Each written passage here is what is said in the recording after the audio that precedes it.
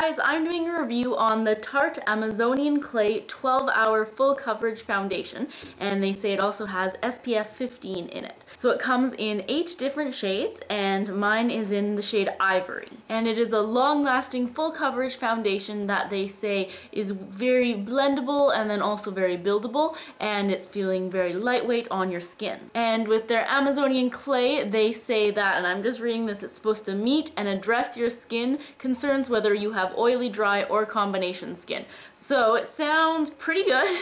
It has a lot of great reviews on it, so I thought I would give it a try. So I went into Sephora looking for a new foundation, and I kind of told them what I was looking for. I wanted full coverage, and I said that I have acne prone and oily skin, so I wanted something to kind of combat that. So then this is what the person showed me. Actually, she showed me 3 different ones, but I decided to go with this one. So unfortunately it is quite pricey. In the US it is $38 at Sephora, which is, it's enough, but at least it's more reasonable. In Canada it is $49, so about 50 bucks for what I first thought was like for this tiny little thing. That's ridiculous. But luckily, because of the texture, you actually don't need that much. The first time I used it, I put way too much out because I put it on my hand and then I take it and put it on my face, and I probably put almost double. So then I was like, okay, at least if I spent $50 on it, it makes sense because this will actually last me a long time. They say, I mean, it's a small little bottle, but it will actually last you a while because you only need a very little bit each time. So when I first put it on, I noticed that it's very mousse-like.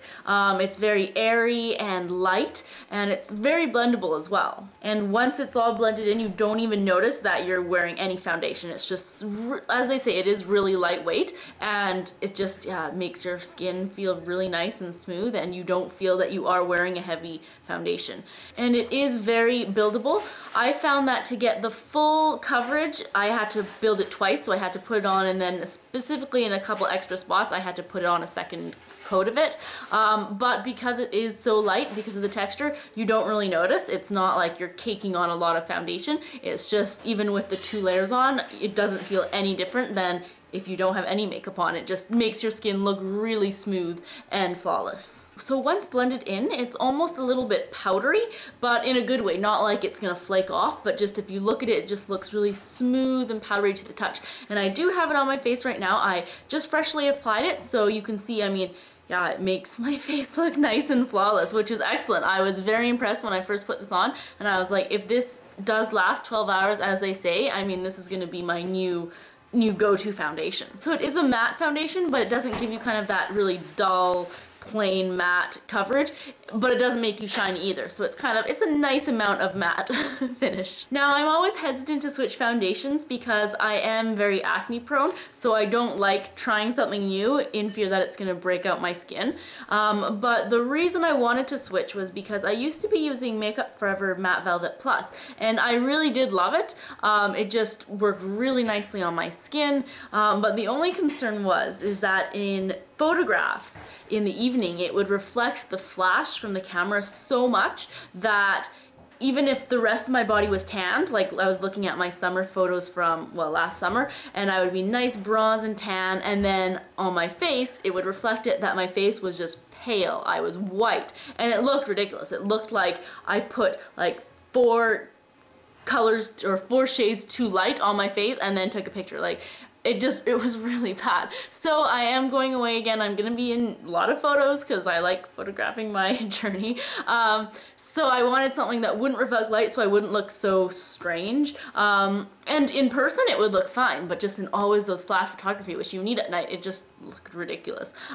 So again, I told them that too, so she was like, no, this one is a good thing. Now, I was going to test it to see, like, take a picture of myself at night to see if it would, but before I got to that, I actually noticed that, unfortunately, this foundation isn't that great for my skin, which I'm upset about because, I mean, it looks so flawless at first, but with me, it didn't last 12 hours.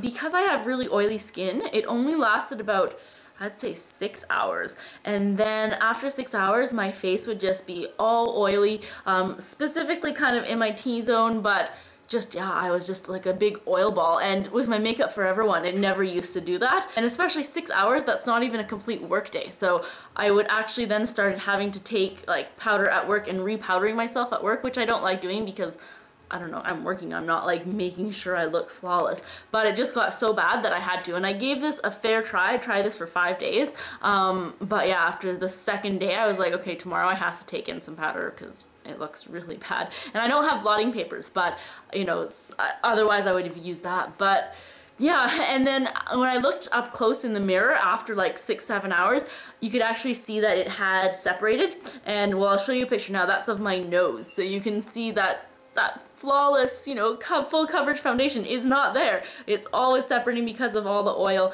And yeah, I'm upset because I heard so many good things about it. I read so many good reviews, and I thought this is like a really amazing foundation, and it seemed like it would work really well for me. A lot of people said they did have oily skin and it worked excellent. But you know, it just, unfortunately, it did not work for me, and I'm really upset. Especially because it was $50, which is a lot to spend on a product that you only use 5 times. But with this, I'm not even going to continue using it, just, yeah, because I don't like going around looking like a oil ball.